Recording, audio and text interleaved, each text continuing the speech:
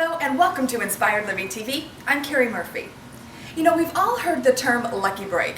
And although I can say that what happened to my next guest was not at all lucky, what transpired after was nothing short of a miracle. So let's go inside and meet our next guest.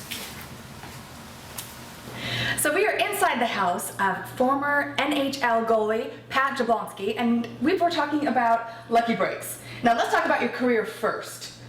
Tell us about that. Who'd you play for? When'd you play? Well, I was drafted in 1985 out of high school, and my career started in St. Louis.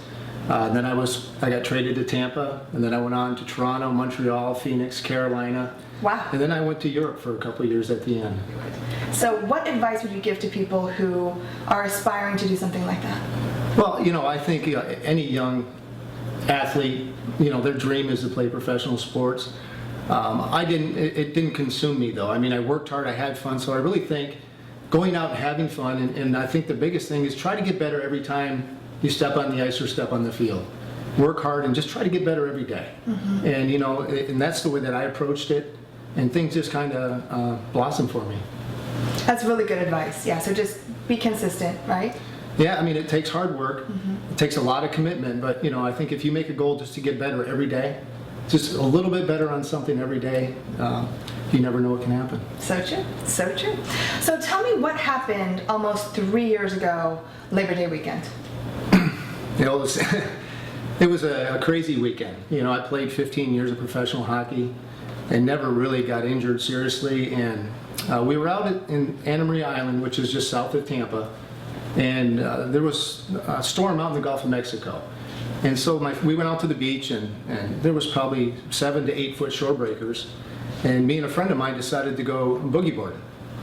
And I got caught up in a big wave, and I got slammed headfirst into the bottom, and I broke my neck in 2 places. Wow, you broke your neck. Broke my neck.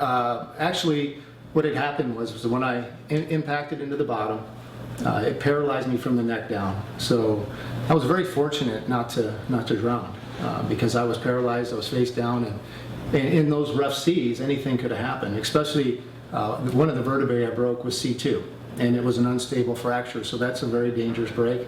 And getting washed around in those waves could have ended my life very easily. Yeah, absolutely. And for people who don't know, is that similar to what Christopher Reeve had happened to him? Yeah, it was exactly the same break. So wow. I broke C2 and C7, and luckily for me, my friend Alex was pretty close by, and he was able to grab me and pull me out. I would have drowned if he wouldn't have been there. Now, Pat, I'm just so curious to know, at that moment where you had that impact, was there anything going through your mind at that point, or were you just, you know, swept away, for lack of a better word? Well, you know, it's a good question because it's very interesting what happened and what my body was telling me. Because as I look back today, if I would have known that I'd broken my neck and I was paralyzed in 7 foot seas, mm-hmm. I would have panicked. Sure. What had happened though was I didn't know that I was paralyzed. I didn't know I broke my neck, and all I could see was my boogie board above me, and I was trying to grab it. And I kept missing it and kept missing it. And I was getting frustrated at myself because I'm like, why can't you grab your board? So at that point on the beach, you're pretty much paralyzed. What happened after that? Well, my wife and 2 daughters were down the beach, and she knew something was wrong because Alex was carrying me out of the water. And she's like, this isn't good. And she actually had filmed some of it. So she came running down, and she said I was white as a ghost. And so she called the ambulance.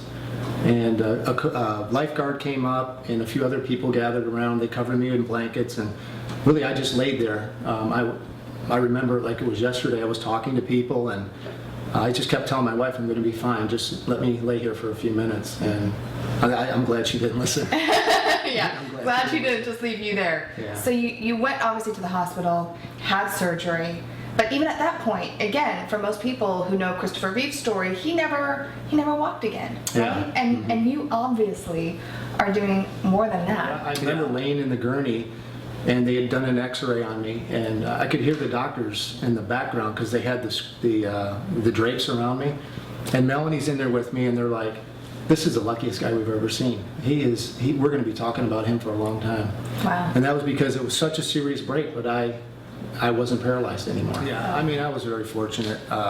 And we talk all the time, and I know in my mind that God was involved in that whole ordeal, because there was so many different times that it could have gone very badly.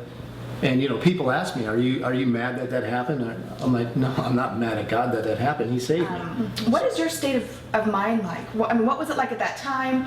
Were you determined just to get up and start walking again? Did you just know that God was going to take care of you? That's a pretty traumatic thing to go through. Yeah. And I think you have to have a certain mindset sometimes to work through those things. Yeah, you know what, and I think the way that I approached it probably had a lot to do with my hockey career, because we get injured and we just do what we have to do. So, when they told me I'd have surgery, obviously it's a pretty serious surgery, and I'm like, okay, let's get it done. And, I think I approached everything like that from that injury, and I got up and got moving right away because I know I have to. And, I wasn't going to lay in bed. I wasn't going to get any better. So my mindset was the more I move, the more I do, the faster I'm going to heal.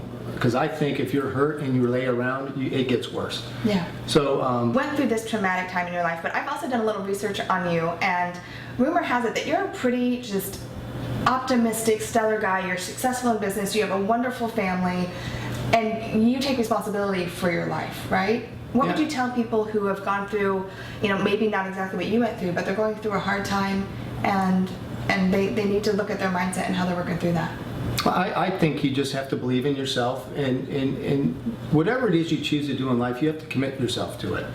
Nothing comes easy, but I think if you believe in yourself and work hard and truly believe in what you're doing, anyone can be successful. Yeah. Anyone can be. It doesn't matter what it is that you do.